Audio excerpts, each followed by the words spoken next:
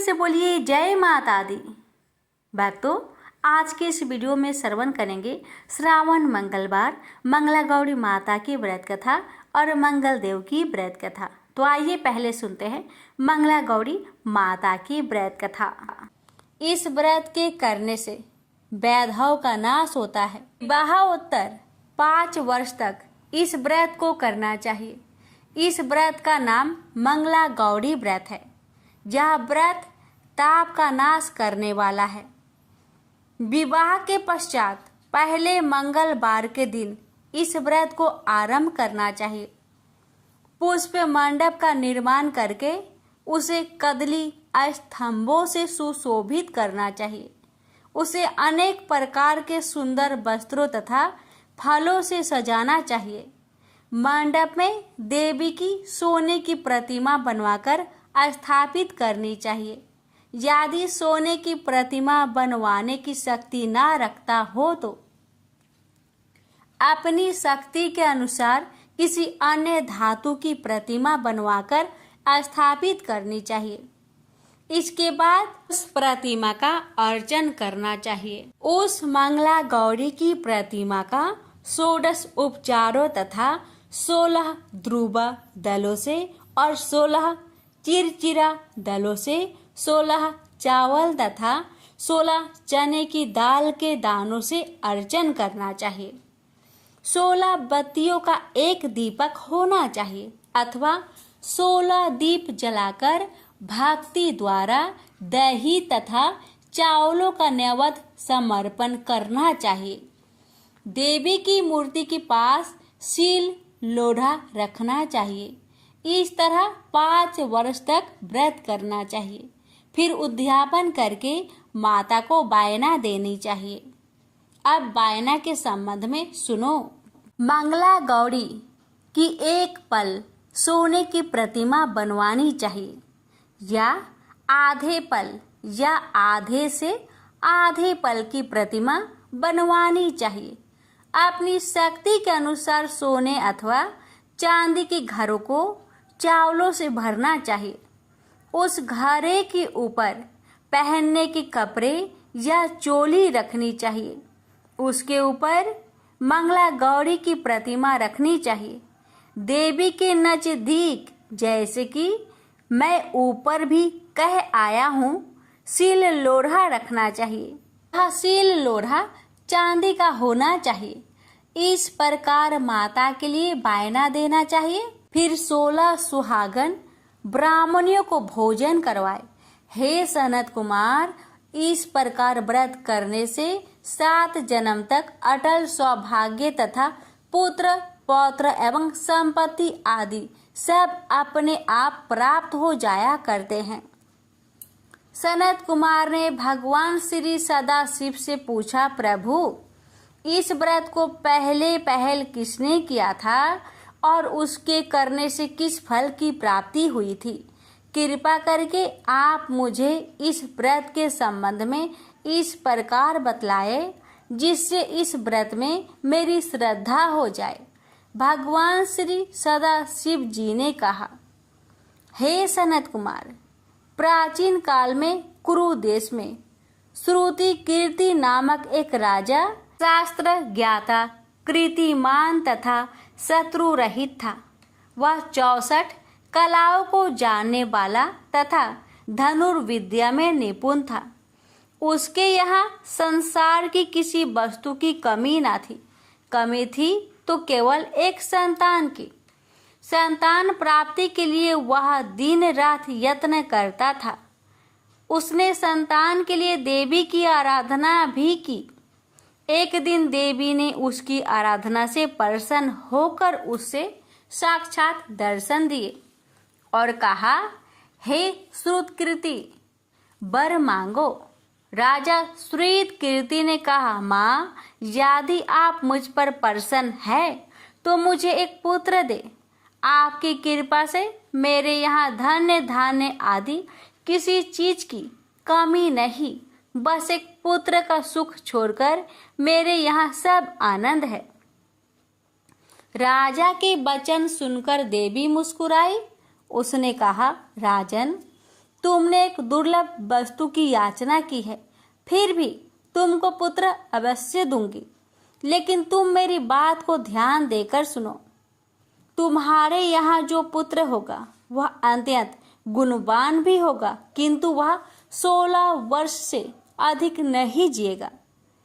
हाँ, यदि एक सुंदर अथवा विद्याविहीन पुत्र होगा तो वह बहुत समय तक जीवित रहेगा। देवी की बात सुनकर राजा चिंताग्रस्त हो गया। उसने अपनी रानी से बात की और फिर उसकी बात से गुणी संपूर्ण लक्षण युक्त 16 वर्ष की आयु वाला पुत्र मांगा।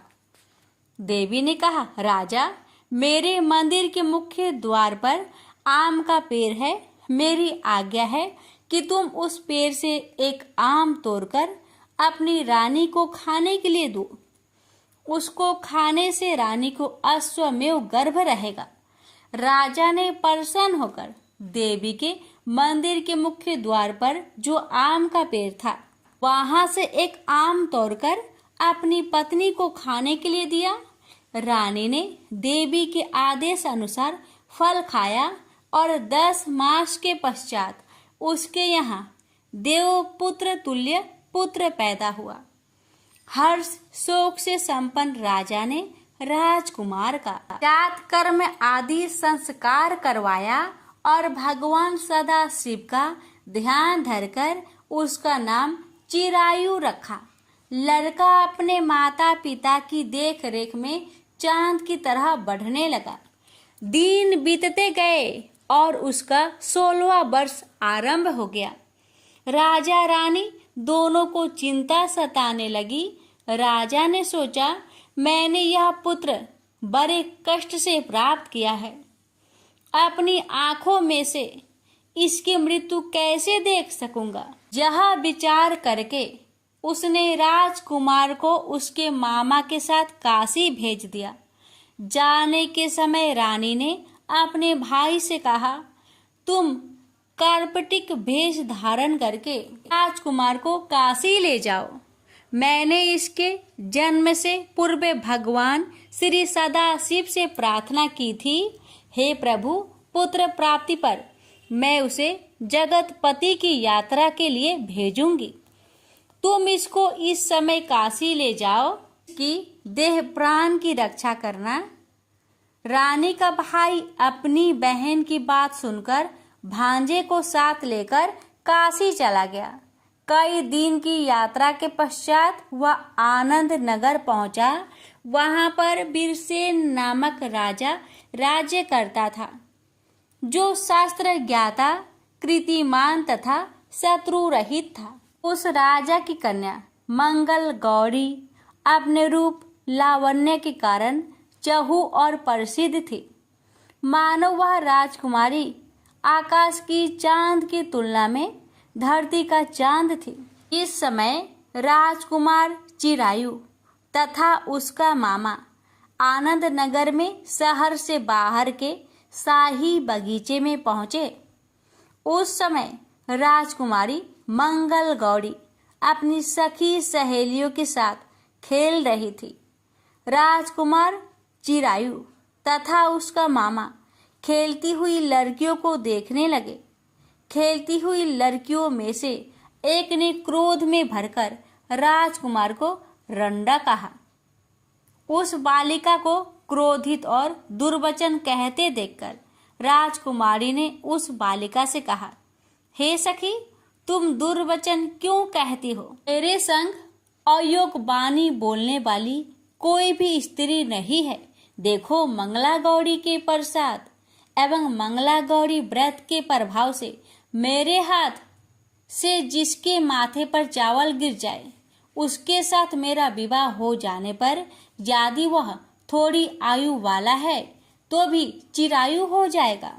इसके बाद सब बालिकाएं अपने अपने घर को लौट गई। उस दिन राजकुमारी का विवाह वलिहक देश के ढिंढधर्मा राजा के पुत्र सुकेत नाम वाले राजकुमार से होने वाला था। लेकिन सुकेत मूर्ख, कुरूप तथा बहरा था। वर पक्ष वाले उसकी बजाय विवाह मंडप में अन्य अच्छा वर ले जाने की इच्छा प्रकट कर चुके थे। विवाह के पश्चात सुकेत के बजाय प्रस्तुत वर को भगा दिया जाएगा और सुकेतु बालिहक देश को अपनी पत्नी को लेकर लौट जाएगा। ऐसा विचार करके वर पक्ष के कुछ आदमी चिरायु के पास जाकर उसके मामा से कहने लगे, यह बालक तुम हमें दे दो, इसके द्वारा हमारा कार्य सिद्ध होने वाला है। इस भूमि पर परोपकार जैसा अन्य कोई धर्म नहीं है। उन लोगों की बात सुनकर चिरायु का मामा प्रसन्न हो गया, क्योंकि वह बगीचे में मंगल गौरी की बात सुन चुका था। उसने वर पक्ष वालों से कहा, आप लोग इस लड़के को क्यों चाहते हैं? विवाह के लिए वस्त्र, गहने आदि तो मांगे जा सकते हैं, लेकिन कोई वर थोड़े ही मांगा जाता है। फिर भी मैं आपकी बात रखता हुआ लड़का आपको दे रहा हूँ। वर पक्षी जन राजकुमार चिरायु को विवाह मंडप में ले गए और विवाह कार्य सिद्ध हो गया। जब सप्तपदी आदि कार्य होने के बाद रात में राजकुमार मंगल गौरी के साथ सोया ही उसका 16वां वर्ष समाप्त हो रहा था। ठीक उसी समय काल साप के रूप में वहां आया। संयोगवश उसी समय राजकुमारी की नींद खुल गई और वह सांप को देखकर मारे भय के कांपने लगी। फिर उसने भय त्याग कर सांप की पूजा की, पीने के लिए उसे बहुत सा दूध दिया, प्रार्थना की, दीन बानी से उसकी स्तुति की। मंगल गौरी ने कहा, मैं उत्तम व्रत करूंगी, मेरे पतिदेव जीवित हो जाए और चिरंजीवी हो। देखते ही देखते सांप कमंडल में प्रवेश कर गया। अपनी कुछ की चोली से राजकुमारी ने कमंडल का मुख बांध दिया। उस समय राजकुमार अपने शरीर के अंगों को ऐंठते हुए जाकर उठकर बैठ गया। उसने राजकुमारी से कहा, मुझे बहुत भूख लगी है। राजकुमारी ने माता के समीप जाकर लड्डू आदि लाकर राजकुमार को खाने के लिए दिए। राजकुमार ने प्रसन्न होकर भोजन किया। हाथ धोते समय उसके हाथ से अंगूठी गिर गई। वह पान खाकर दोबारा सो गया। उसके सोने के बाद राजकुमारी कमंडल को बाहर फेंकने के लिए गई, लेकिन विधि के विधान से बाहर जाते समय चमकते हुए हार की चमक देखकर चकित रह गई। उसने उस घट में स्थित हार को अपने गले में पहन लिया। थोड़ी रात बाकी रहने पर चिरायु का मामा आकर उसे ले गया। चिरायु के जाने के बाद वर पक्षी जन सुकेतु को वहां ले आए। मंगल गौरी ने जब सुकेतु को देखा तो कहा, यह मेरा पति नहीं है। इस पर वर पक्षी जनों ने राजकुमारी से कहा, हे देवी, यह तुम क्या कह रही हो? यदि कोई पहचान हो तो कहो। मंगल गौरी ने कहा, रात को मेरे पति ने जो मुझे जराऊ हार दिया है, उस हार के रत्नों की सुंदरता यह बताए। यह कोई अन्य ही है। रात्रि में अम्र सेचन के समय मेरे पति का केसरयुक्त पद मेरी जांग में लगा हुआ है। सब लोग उसे देखो। रात के समय मेरे पति और मेरे पति के बीच जो बातचीत हुई है और हमने क्या भोजन किया था, ये भी बतलाए तो यह मेरा पति होगा। मंगल गौरी की बात सुनकर वर पक्षी जनों ने कहा, ठीक है, लेकिन सुकेतु उपरोक्त प्रश्नों में से किसी एक का भी उत्तर नहीं दे सका। इस पर कन्या पक्ष वालों ने उसके साथ राजकुमारी को भेजने से इनकार कर दिया और वर पक्षी जन अपना सा मुंह लेकर जैसे आए थे वैसे ही लौट गए। मंगल गौरी के पिता महाराजा वीरसेन ने प्रसन्न होकर एक महान यज्ञ रचाया। उसने ये भी सुना कि वर पक्षी जन किस प्रकार अपने कुरूप राजकुमार के बजाय किसी अन्य सुंदर युवक को विवाह के मंडप में ले आए थे और उसके साथ मंगल गौरी का विवाह हुआ था। अब मंगल गौरी राजमहल के बरामदे में एक चीक की ओट में बैठ गई और प्रत्येक आते जाते यात्री को देखने लगी ताकि उनमें कहीं उसे चिरायु दिखाई दे जाए। उधर चिरायु भी अपने ससुराल का हाल जानने के लिए अपने मामा के साथ वहां आन पहुंचा। जो ही वह चीक के सामने से गुजरा, मंगल गौरी ने उसे देखकर कहा, पिताजी, मेरे पति आ गए हैं। राजा ने तुरंत ही मामा भांजे को राजभवन के भीतर बुलवा भेजा। मंगल गौरी की बतलाई हुई सब निशानियां चिरायु में मौजूद थी।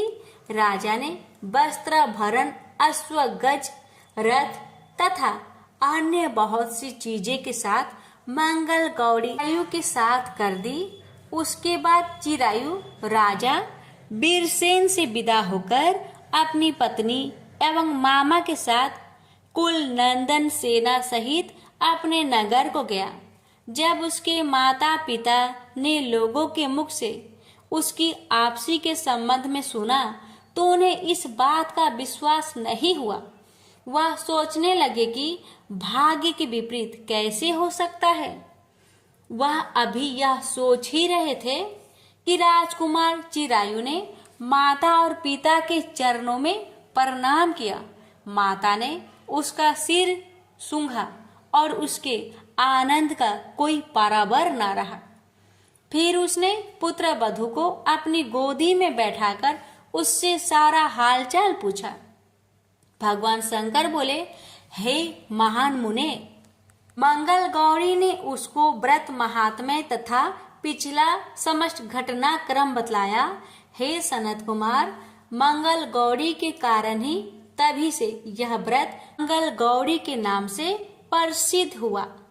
इसे जो कोई भी सुनेगा अथवा इसका कीर्तन करेगा उसके सभी मनोरथ सिद्ध हो जाएंगे, इसमें संशय नहीं है। श्री सूत जी बोले, हे ऋषिगण, भगवान शंकर ने सनत कुमार से इस व्रत को कहा और वह इस कार्य की सिद्धि वाले व्रत को सुनकर गदगद हो उठे। उनको इसके सुनने से परमानंद की प्राप्ति हुई। प्रेम से बोलिए हर हर महादेव। पंचमुखी हनुमान जी की चमत्कारी कथा। इस कथा को जो भी भक्त श्रद्धा भक्ति के साथ श्रवण करते हैं उनके सभी कष्ट दूर हो जाते हैं। हर मनोकामना अवश्य ही पूरी होती है। हनुमान जी का पंचमुखी रूप बहुत ही दिव्य और चमत्कारी माना गया है। मान्यता है इस रूप में बजरंग बली की पूजा करने से आपके जीवन में सुख शांति स्थापित होती है और सभी कष्ट दूर हो जाते हैं। तो आइए श्रवण करते हैं हनुमान जी की पंचमुखी अवतार की पावन गाथा। ये बात उस समय की है जब लंका में महाबलशाली मेघनाथ के साथ बड़ा ही भीषण युद्ध चला। अंततः मेघनाथ मारा गया। रावण जो अब तक मद में चूर था, राम सेना खास तौर पर लक्ष्मण का पराक्रम सुनकर थोड़ा तनाव में आ गया। रावण को कुछ दुखी देखकर रावण की मां केकसी ने उसके पाताल में बसे दो भैया अहिरावण और महिरावण की याद दिलाई। रावण को याद आया कि यह दोनों तो उसके बचपन के मित्र रहे हैं। लंका का राजा बनने के बाद उनकी सुध ही नहीं ले रही थी। रावण यह भली प्रकार जानता था कि अहिरावण व महिरावण तंत्र मंत्र के महापंडित, जादू टोने के धनी और माँ कामाक्षी के परम भक्त है। रावण ने उन्हें बुला भेजा और कहा कि वह अपने छल बल कौशल से श्री राम व लक्ष्मण का सफाया कर दे। यह बात दूतों के जरिए विभीषण को पता लग गई। युद्ध में अहिरावण व महिरावण जैसे परम मायावी के शामिल होने से विभीषण चिंता में पड़ गए। विभीषण को लगा कि भगवान श्री राम और लक्ष्मण जी की सुरक्षा व्यवस्था कड़ी करनी पड़ेगी। बहुत सोच विचार करके उन्हें लगा कि इसका जिम्मा हनुमान जी को ही सौंप देना चाहिए।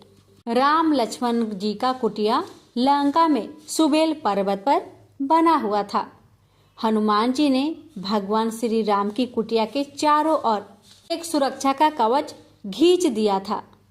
कोई जादू टोना, तंत्र मंत्र का असर या मायावी राक्षस इसके भीतर नहीं घुस सकते थे।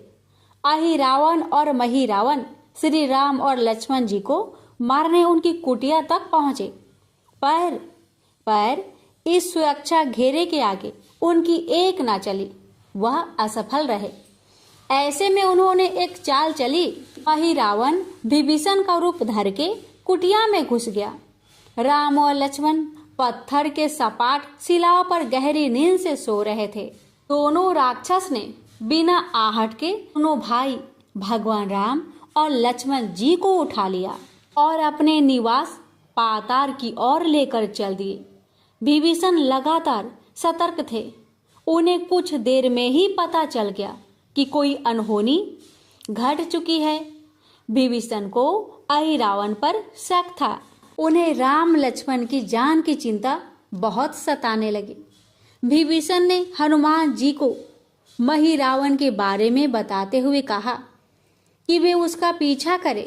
लंका में अपने रूप में घुसना राम भक्त हनुमान के लिए ठीक न था, सो उन्होंने पंछी का रूप धारण कर लिया और पंछी का रूप में ही निकुंभला नगर में पहुंच गए। निकुंभला नगरी में पंछी रूप धरे हनुमान जी ने कबूतर और कबूतरी को आपस में बात करते हुए सुना। कबूतर और कबूतरी एक दूसरे से कह रहे थे कि अब रावण की जीत पक्की है। रावण व महिरावण राम लक्ष्मण को बलि चढ़ा देंगे, बस सारा युद्ध समाप्त हो। कबूतर की बातों से ही बजरंग बली को पता चला कि दोनों राक्षस राम और लक्ष्मण को सोते में ही उठाकर कामाक्षी देवी को बलि चढ़ाने पाताल लोक ले गए हैं। हनुमान जी वायु के वेग से रसातल की ओर बढ़े और तुरंत वहां पहुंचे। हनुमान जी को रसातल के प्रवेश द्वार पर एक अद्भुत पहरेदार मिला। इसका आधा शरीर बानर का और आधा शरीर मछली का था। उसने हनुमान जी को पाताल में प्रवेश करने से रोक दिया। द्वार पर हनुमान जी से बोला कि मुझको परास्त किए बिना तुम्हारा भीतर जाना संभव नहीं है। दोनों में घमासान लड़ाई हुई। हनुमान जी के आशा के विपरीत यह बड़ा ही बलशाली और कुशल योद्धा निकला। दोनों ही बड़े बलशाली थे। दोनों में बहुत भयंकर युद्ध हुआ, परंतु वह बजरंग बली के आगे टिक नहीं सका। आखिरकार हनुमान जी ने उसे परास्त कर दिया और उस द्वारपाल की प्रशंसा करने से अपने आप को रोक नहीं पाए। तब हनुमान जी ने उस वीर से पूछा कि हे वीर, तुम कौन हो? अपना परिचय तो दो। तुम्हारा स्वरूप भी कुछ ऐसा है कि उसे देखकर मुझे कौतूहल हो रहा है।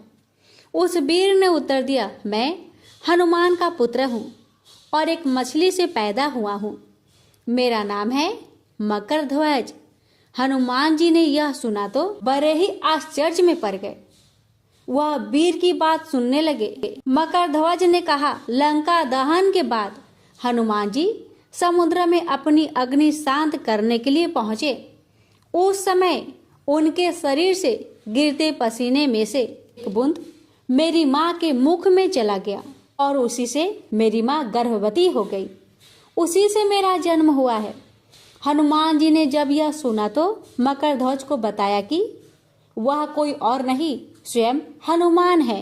यह सुनकर मकरध्वज ने हनुमान जी के चरण स्पर्श किए और हनुमान जी ने भी अपने बेटे को गले से लगा लिया और वहां आने का पूरा कारण बताया। उन्होंने अपने पुत्र से कहा कि अपने पिता के स्वामी की रक्षा में सहायता करो। मकरध्वज ने हनुमान जी को बताया कि कुछ ही देर में राक्षस बलि के लिए आने वाले हैं। बेहतर होगा कि आप रूप बदलकर कामाक्षी के मंदिर में जाकर बैठ जाइए। उनको सारी पूजा झरोखे से करने को कहे। हनुमान जी ने पहले तो मधुमक्खी का भेष धारण कर माँ कामाक्षी के मंदिर में घुस गए। हनुमान जी ने माँ कामाक्षी को नमस्कार कर सफलता की कामना की और फिर पूछा, हे माँ, क्या आप वास्तव में श्री राम जी और लक्ष्मण जी की बलि चाहती हैं? हनुमान जी के इस प्रश्न पर माँ कामाक्षी ने उत्तर दिया कि नहीं, मैं तो दुष्ट अहिरावण व महिरावण की बलि चाहती हूँ। यह दोनों मेरे भक्त तो है, पर अधर्मी और अत्याचारी भी है। आप अपने प्रयत्न करो, सफल रहोगे। मंदिर में 5 दीप जल रहे हैं, अलग अलग दिशाओं और स्थान पर। माँ ने कहा, यह दीप अहिरावण ने मेरी प्रसन्नता के लिए जलाए हैं। जिस दिन इस 5 दीपक को एक साथ ही बुझा दिया जाएगा, उस दिन इन दोनों राक्षस का अंत सुनिश्चित हो जाएगा। इस बीच गाजे बाजे का शोर सुनाई पड़ने लगा। अहिरावण महिरावण बलि चढ़ाने के लिए आ रहे थे। हनुमान जी ने अब माँ कामाक्षी का रूप धरा। जब अहिरावण और महिरावण मंदिर में प्रवेश करने ही वाले थे कि हनुमान जी का महिला स्वर गूंजा। हनुमान जी बोले, मैं कामाक्षी देवी हूँ और आज मेरी पूजा झरोखे से करो। झरोखे से पूजा आरंभ हुई। ढेर सारा चढ़ावा माँ कामाक्षी को झरोखे से चढ़ाया जाने लगा। अंत में बंधन बलि के रूप में राम लक्ष्मण जी को उसी में डाला गया। दोनों बंधन में बेहोश थे। हनुमान जी ने तुरंत उन्हें बंधन मुक्त किया। अब पाताल लोक से निकलने की बारी थी, पर उससे पहले माँ कामाक्षी के सामने अहिरावण महिरावण की बलि देकर उनकी इच्छा पूरी करनी थी और दोनों राक्षसों को उनके किए की सजा भी देना था। अब हनुमान जी ने मकर ध्वज को कहा कि वह अचेत अवस्था में लेटे हुए भगवान राम और लक्ष्मण का खास ख्याल रखे और उसके साथ मिलकर दोनों राक्षसों के खिलाफ युद्ध छेड़ दिया। पर यह युद्ध आसान नहीं था। अहिरावण और महिरावण बड़ी मुश्किल से मरते तो फिर 5-5 के रूप में जिंदा हो जाते। इस विकट स्थिति में मकर ध्वज ने बताया कि अहिरावण की एक पत्नी नागकन्या है। अहिरावण उसे बलात्कार लाया है। वह उसे पसंद नहीं करती, पर मन मार के उसके साथ है। वह अहिरावण की राज जाननी होगी। उससे उसकी मौत का उपाय पूछा जाए। अब उसके पास जाए और सहायता मांगे।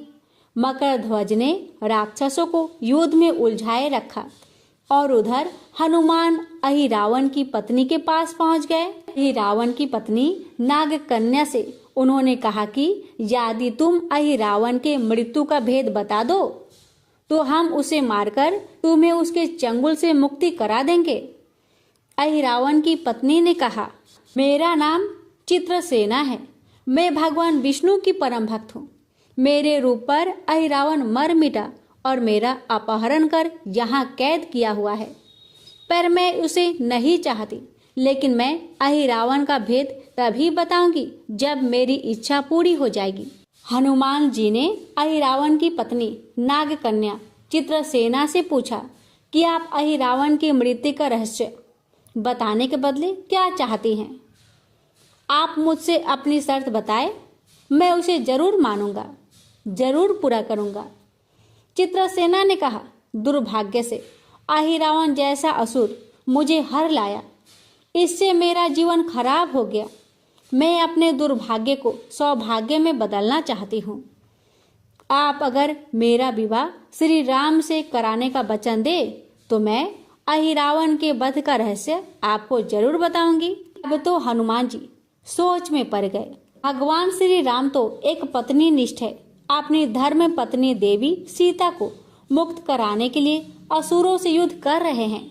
वह किसी और से विवाह की बात तो कभी न स्वीकारेंगे। मैं कैसे वचन दे सकता हूँ? फिर सोचने लगे कि यदि समय पर उचित निर्णय न लिया जाए तो स्वामी की प्राण ही संकट में है। असमंजस की स्थिति में बेचैन हनुमान जी ने ऐसी राह निकाली कि सांप भी मर जाए और लाठी भी न टूटे। हनुमान जी बोले, तुम्हारी शर्त स्वीकार है, पर हमारी भी एक शर्त है। अब विवाह तभी होगा जब तुम्हारे साथ भगवान राम जिस पलंग पर आसीन होंगे वह सही सलामत रहना चाहिए। यदि वह टूटा तो इसे अपशकुन मानकर वचन से पीछे हट जाऊंगा। जब महाकाय अहिरावण के बैठने से पलंग नहीं टूटा तो भला श्री राम के बैठने से कैसे टूटेगा? यह सोचकर चित्रसेना तैयार हो गई। उसने अहिरावण समेत सभी राक्षसों के अंत का सारा भेद बता दिया। चित्रसेना ने कहा, दोनों राक्षसों के बचपन की बात है। इन दोनों के कुछ शरारती राक्षस मित्र ने कहीं से एक भ्रामरी को पकड़ लिया। मनोरंजन के लिए वे उसे भ्रामरी को बार बार कांटों से छेद रहे थे। भ्रामरी साधारण भ्रामरी न थी, वह भी बहुत मायावी थी, किंतु किसी कारण बस वह पकड़ में आ गई थी। भ्रामरी की पीड़ा सुनकर अहिरावण और महिरावण को दया आ गई और अपने मित्रों से लड़कर उसे छुड़ा दिया। मायावी भ्रामरी का पति भी अपने पत्नी की पीड़ा सुनकर आया था और अपनी पत्नी की मुक्ति से प्रसन्न होकर उस भौरे ने वचन दिया था कि तुम्हारे उपकार का बदला हम सभी भ्रमर जाति मिलकर चुकाएंगे। ये भौरे अधिकतर उसके शयन कक्ष के पास रहते हैं। ये सब बड़ी भारी संख्या में हैं। दोनों राक्षसों को जब भी मारने का प्रयास हुआ है और ये मरने को हो जाते हैं, तब भ्रमर उनके मुख में एक बूंद अमृत का डाल देते हैं। उस अमृत के कारण ये दोनों राक्षस मरकर भी जिंदा हो जाया करते हैं। इनके कई कई रूप उसी अमृत के कारण हैं। इन्हें जितनी बार फिर से जीवित किया जाता है, उनके उतने नए रूप बन जाते हैं। इसलिए आपको पहले इस भौरों को मारना होगा। हनुमान जी रहस्य जानकर लौटे। करध्वज ने अहिरावण को युद्ध में उलझा रखा था, तो हनुमान जी ने भौरों का खात्मा शुरू किया। वे आखिर हनुमान जी के सामने कहाँ तक टिकते। जब सारे भ्रमर खत्म हो गए और केवल एक बचा, तो वह हनुमान जी के चरणों में लौट गया। उसने हनुमान जी से प्राण रक्षा की याचना की। हनुमान जी पसीज गए। उन्होंने उसे क्षमा करते हुए एक काम सौंपा। हनुमान जी बोले, मैं तुम्हें प्राण दान देता हूँ, पर एक शर्त पर कि तुम यहाँ से तुरंत चले जाओगे और अहिरावण की पत्नी के पलंग की पार्टी में घुसकर जल्दी से जल्दी उसे पूरी तरह खोखला बना दोगे। और तत्काल चित्रसेना की पलंग की पार्टी में घुसने के लिए प्रस्थान कर गया। और अहिरावण और महिरावण को अपने चमत्कार के लुप्त होने से बहुत अचरज हुआ और उन्होंने मायावी युद्ध जारी रखा। भ्रमरों को हनुमान जी ने समाप्त कर दिया। फिर भी हनुमान जी के हाथों अहिरावण और महिरावण का अंत नहीं हो पा रहा था। यह देखकर हनुमान जी कुछ चिंतित हुए। फिर उन्हें कामाक्षी देवी का वचन याद आया। देवी ने बताया था कि अहिरावण की सिद्धि है कि जब पांचों दीपकों को एक साथ बुझाएंगे, तभी वे नए नए रूप धारण करने में असमर्थ होगा और उसका वध हो सकेगा। हनुमान जी ने तत्काल पंचमुखी रूप धारण कर लिए। उत्तर दिशा में वाराह मुख, दक्षिण दिशा में नरसिंह मुख, पश्चिम में गरुड़ मुख, आकाश की ओर हयग्रीव मुख एवं पूर्व दिशा में हनुमान जी का मुख। उसके बाद हनुमान जी ने अपने पांचों मुख द्वारा एक साथ पांचों दीपक को बुझा दिए। अब उनके बार बार पैदा होने और लंबे समय तक जिंदा रहने की सारी आकांक्षाएं समाप्त हो गई। अब हनुमान जी के हाथों से महिरावण और अहिरावण दोनों मारे गए। इसके बाद उन्होंने श्री राम और लक्ष्मण जी की मूर्छा दूर करने के लिए उपाय किए। दोनों भाई होश में आ गए। चित्रसेना भी वहां आ गई थी। हनुमान जी ने कहा, प्रभु, अब आप अहिरावण और महिरावण के छल और बंधन से मुक्त हुए, पर इसके लिए हमें इस नाग कन्या की सहायता लेनी पड़ी थी। अहिरावण इसे बलपूर्वक उठा लाया था। वह आपसे विवाह करना चाहती है। कृपया उससे विवाह कर अपने साथ ले चले, इससे उसे भी मुक्ति मिल जाएगी। श्री राम हनुमान जी की बात सुनकर चकरा गए। इससे पहले कि वह कुछ कह पाते, हनुमान जी ने ही कह दिया, भगवान, आप तो मुक्तिदाता है। रावण को मारने का भेद इसी ने बताया है। इसके बिना हम उसे मारकर आपको बचाने में सफल ना हो पाते। कृपा निधान इसे भी मुक्ति मिलनी चाहिए। परंतु आप चिंता ना करें, हम सबका जीवन बचाने वाले के प्रति बस इतना ही कीजिए कि आप बस इस पलंग पर बैठिए, बाकी का काम मैं संपन्न करवाता हूँ। हनुमान जी इतनी तेजी से सारे कार्य करते जा रहे थे कि इससे भी राम जी और लक्ष्मण जी दोनों चिंता में पड़ गए।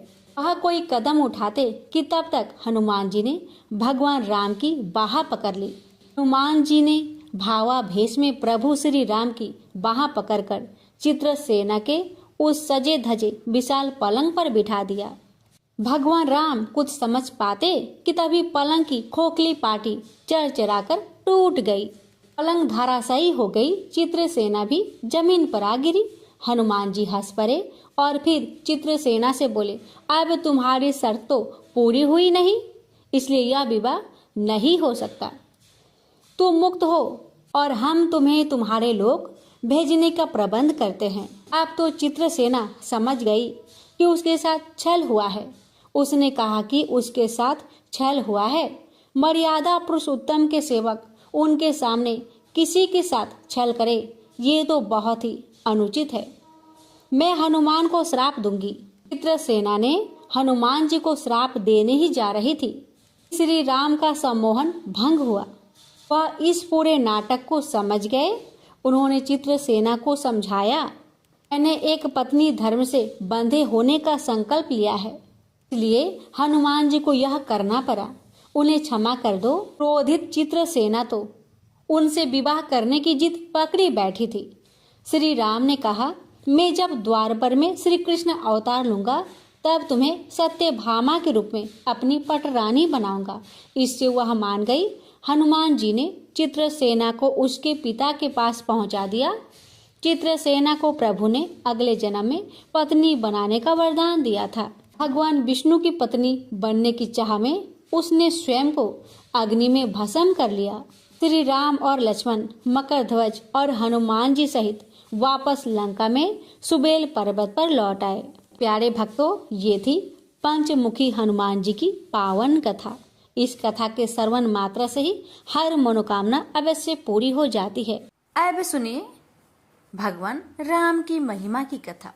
यह कहानी कुबाजी महाराज की है, जिनका नाम उनके गुरुदेव द्वारा केवल राम जी रखा गया था। वे एक कुम्हार थे। उन्होंने श्री कृष्णदास पायहारी जी के सत्संग में जाना शुरू किया और उन्हें सतगुरु रूप में वरण किया। जाति से वे कुम्हार थे, लेकिन उनकी स्थिति महान संतों के समान हो गई थी। वे संतों की सेवा में लीन रहते थे। उन्होंने समझ लिया कि संत सेवा ही भगवत कृपा का मुख्य साधन है। यदि संतों की आराधना की जाए तो भगवान को प्राप्त करना सहज हो जाता है। कोई भी वैष्णव या संत उनके घर आता तो वे उनका आदर पूर्वक सत्कार करते। उनके घर में साधु संतों का आना जाना लगा रहता था। वे महीने में केवल 30 बर्तन बनाते थे और उनमें से रोज केवल एक ही बेचते थे। इस सीमित कमाई से ही वे अपने परिवार का भरण पोषण करते और शेष धन से संत सेवा करते थे। वे अधिक बर्तन इसलिए नहीं बनाते थे क्योंकि उनका मत था कि यदि हम अधिक व्यापार और सांसारिक गतिविधियों में उलझ जाएंगे तो हमारा मन आंतरिक भजन में नहीं लगेगा। एक दिन उनके घर में बहुत से संतों की मंडली आई, किंतु उनके घर में संत सेवा के लिए कोई व्यवस्था नहीं थी। उन्होंने पत्नी से कहा, अब हमें किसी से उधार लेना पड़ेगा। संत आए हैं और वे भूखे नहीं रह सकते। वे ये भी कर सकते हैं कि संतों से हाथ जोड़कर विनम्रता पूर्वक कह देते कि उनके पास भोजन की व्यवस्था नहीं है, लेकिन उनके प्रेमी हृदय ने यह स्वीकार नहीं किया। उन्होंने सोचा संतों की सेवा के लिए ऋण भी लेना पड़े तो कोई दोष नहीं। वे एक महाजन के पास गए और कहा, हमारे घर 20-25 संत आए हैं उनके लिए भोजन सामग्री चाहिए, कृपया हमें उधार दीजिए, हम धीरे धीरे इसे चुका देंगे। अधिकांश महाजनों ने यह कहकर मना कर दिया कि यह गरीब आदमी है, इसे उधार देने का कोई लाभ नहीं। लेकिन एक चतुर महाजन ने कहा, यदि तुम मेरा एक काम कर दो तो जितनी भी सामग्री चाहिए मैं दे सकता हूं। कुबा जी महाराज ने पूछा, आपका क्या काम है? महाराज ने कहा, हमारे कुएं की खुदाई का काम रुका हुआ है, यदि तुम उसे पूरा कर सको तो मैं तुम्हें संत सेवा के लिए सामग्री दे दूंगा। यह सुनकर कुबा जी महाराज ने खुश होते हुए सहमति दे दी। कुबा जी ने संतों की सेवा के लिए उधार लेना भी स्वीकार कर लिया। वे भक्तों की सेवा में इतने तन्मय थे कि उन्होंने सेवा की सामग्री ली और संतों की सेवा की। उनकी पत्नी भी इस सेवा में सहभागी बनी। फिर वे दोनों तय किया हुआ कार्य करने के लिए वापस आए। वे खुदाई करते हुए हर फावड़े के साथ राम नाम का उच्चारण करते। पत्नी मिट्टी बाहर फेंकती और वे वापस में भी ईश्वर के नाम लेकर ही संवाद करते। उन्हें मेहनत करता देखकर महाजन को तो आनंद हो गया। वह सोचने लगा कि थोड़ी सामग्री देकर उसने बहुत बड़ा कार्य करवा लिया। जैसे जैसे फावड़ा चलता, केवल राम जी सिया राम कहते मिट्टी निकालकर तसले में रखते और संकेत में अपनी पत्नी से कहते, सिया राम अर्थात उठाओ। फिर वे कहते सिया राम और वह मिट्टी उठाती। इस प्रकार वे दोनों एक एक कदम आगे बढ़ते। अब वे कुआं खोदने में तत्लीन हो गए। खुदाई के दौरान मिट्टी खिसकने लगी क्योंकि चारों ओर रेतीली मिट्टी थी। कुछ ही समय में हजारों मन मिट्टी खिसक गई। कुआं गहरा हो चुका था और अब बस पानी निकलने की ही देरी थी कि अचानक ऊपर की पहाड़ी धंस गई और केवल राम जी मिट्टी के नीचे दब गए। मिट्टी इतनी तेजी से गिरी कि चारों ओर बस धूल ही धूल थी। अब किसी को भी यह संभव नहीं लग रहा था कि वे जीवित बचेंगे। उनकी पत्नी को समझाया गया कि अब कुछ भी संभव नहीं, लेकिन वे धैर्यवान थी। उन्होंने इसे प्रभु की इच्छा और अपने पारवंद का फल माना। 1 महीने तक कोई भी उस स्थान के पास नहीं गया क्योंकि यह एक बहुत ही दुखद घटना थी। 1 महीना बीत गया और तभी उधर से गुजरने वाले कुछ लोगों ने अचानक नाम ध्वनि सुनी, सिया राम सिया राम सिया राम। यह ध्वनि अत्यंत आनंदमय थी। जो भी उस स्थान के पास गया वह इस ध्वनि को सुनकर रोमांचित हो उठा। यह कोई साधारण ध्वनि नहीं थी, यह गहन आध्यात्मिक ऊर्जा से भरी हुई थी। यात्रियों ने यह भी सुना कि सिर्फ नाम ही नहीं बल्कि मृदंग और करताल की ध्वनि भी आ रही थी। उसी समय उधर से एक राजा गुजरा जिसने भीड़ देखकर पूछा कि यहाँ क्या हो रहा है। लोगों ने बताया कि यह स्थान वह है जहाँ केवल राम जी कुआं खोद रहे थे और मिट्टी के नीचे दब गए थे। राजा ने यह सुनते ही आदेश दिया कि तत्काल खुदाई करवाई जाए। लोगों ने कहा कि इतनी गहरी मिट्टी के नीचे कोई जीवित कैसे रह सकता है, लेकिन नाम ध्वनि स्पष्ट रूप से सुनाई दे रही थी।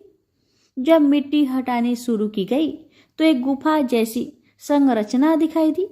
प्रभु की कृपा देखिए, जहाँ केवल राम जी बैठे थे वहां मिट्टी नीचे तक नहीं गिरी थी बल्कि ऊपर ही रुक गई थी। यह चमत्कार था। जब सभी ने देखा तो पाया कि केवल राम जी आरामदायक मुद्रा में बैठे हुए थे और जोर जोर से सिया राम का नाम जप रहे थे। उनके पास सुंदर पात्र में भोजन रखा था और जल भी रखा था। प्रश्न यह था कि यह भोजन और जल वहां कैसे पहुंचा। सोचिए, यदि किसी लिफ्ट में बिजली चली जाए तो कितनी घबराहट होती है। लेकिन यह भक्त तो एक गहरे कुएं में बैठे थे और न केवल जीवित थे बल्कि पूर्णतः आनंद मग्न भी थे। या उनकी अटूट भक्ति और प्रभु के नाम पर दृढ़ विश्वास का परिणाम था? यह नाम जप का प्रभाव था कि उन्होंने किसी भी प्रकार की घबराहट महसूस नहीं की। प्यारे भक्तों, जो भक्त सच्चे मन से नाम जप करते हैं उसका पालन पोषण स्वयं भगवान करते हैं। जब खुदाई पूरी हुई तो सभी ने देखा कि केवल राम जी सुरक्षित थे। बस उनकी पीठ पर हल्की चोट आई थी, लेकिन वे पूर्णतः स्वस्थ थे। वे पूरे 1 महीने से उस स्थान पर थे और फिर भी उनके पास जल और भोजन उपलब्ध था। अब तो नगर के लोग दौड़ दौड़ कर आ रहे थे। अलग अलग गांव से लोग भेंट लेकर आ रहे थे। यह आश्चर्य की बात थी कि 1 महीना बीत जाने के बावजूद वे जीवित थे और भजन कर रहे थे। लोग श्रद्धा से उनके चरणों में झुक गए। यह ईश्वर की कृपा थी। यह नाम जप की महिमा थी। नाम जप में अद्भुत शक्ति है। यह केवल राम जी का दृढ़ विश्वास और भजन ही था जिसने उन्हें मृत्यु के मुख से बाहर निकाला। यह भगवान के नाम ही अपार महिमा को दर्शाता है। प्रेम से बोलिए सिया रामचंद्र की जय। हे भगवान, आपकी इस पावन कथा को जो भी भक्त श्रद्धा पूर्वक पूरा सुने उस भक्त की हर मनोकामना को पूर्ण करे। जय सिया राम।